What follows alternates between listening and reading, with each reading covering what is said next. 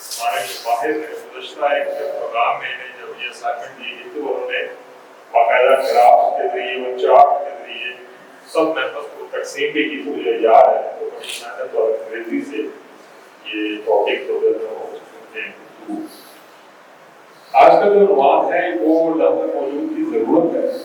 اور اس سلسلے میں اس شعبے کو نگلیکٹ کیا گیا ماضی میں جن لوگوں نے موسمیاتی تبدیلی کے امکانات کو مد نظر رکھ کر ہوم ورک کیا ہوا تھا وہ آج کامیابی کے ساتھ کر رہے ہیں. لیکن پاکستان میں اس حوالے سے نیشنل ڈیزاسٹر مینجمنٹ اتھارٹی دیکھیں کم بنی ہے. تو اس موسمیاتی تبدیلی کے شعبے کو تو کچھ کسی خاطر میں نہیں جایا جاتا.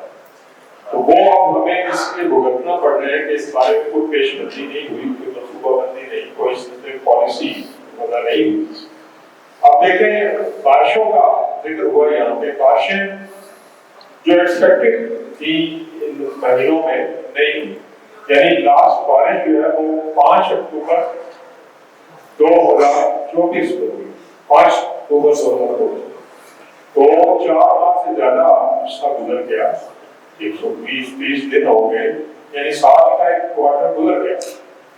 تو اس کے جو آفٹر افیکٹس ہیں وہ لازمی کئی شعبوں میں صاف کو بہت سی بیماریاں ہر مسجد میں دعا کرتے ہیں کہ اللہ تعالیٰ بارش بڑھانے کا عطا کرے. تو اب بارش نہیں ہو رہی لیکن اللہ کو منظور ہوگا تو ہو سکتا ہے ضرورت سے زیادہ بارشیں ہو جائیں.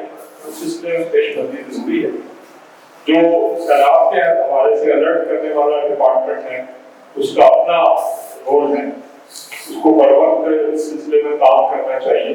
اسی طرح زلزلے کی جو پیشگی اطلاع دینے والے ادارے ہیں اور وہ بھی اپنا کام اگر اس طرح کریں تو موسمیاتی تبدیلی صرف یہاں تک محدود نہیں ہے. جیسا بتایا کیا نظر صاحب نے کہ اس کے جو ایفیکٹس ہیں وہ ہڈن بھی ہیں, بعد میں بھی سامنے آئیں گے. اب فصلیں براہ راست متاثر ہو گئی ہیں, صحت کا مسئلہ جو ہے وہ سر اٹھا رہا ہے. اسی طرح جو صنعتیں اس کے ساتھ جڑی ہوئی ہیں وہ متاثر ہو گئی. تو موسمیاتی تبدیلی کا جو شعبہ ہے یہ اس پر اب بہت بڑی ذمہ داری عائد ہو گئی ہے کہ جو بارشیں مثال طور پر نہیں ہوئی لیکن جب ہوں گی سب سے پہلے تو ہمارا حیثیت مسلمان ایمان و ایقان ہے کہ اللہ رب العزت کو تو کن فیکون سے قادر ہے, جو چاہے وہ کر سکتا ہے. ہمارا ایمان و ایقان اس کی یہ ہماری بنیادی ایک کوشش ہے کہ اللہ سے دعا کریں کہ یہ جو مسائل ہیں حل. لیکن سائنس کے حوالے سے, تحقیق کے حوالے سے, حکومتی ذمہ داریوں کے حوالے سے عوام الناس اور حکومت کے دونوں کے جو فرائض میں شامل ہیں کہ اس سلسلے میں وہ اپنی کوششیں جو ہیں وہ تیز کریں.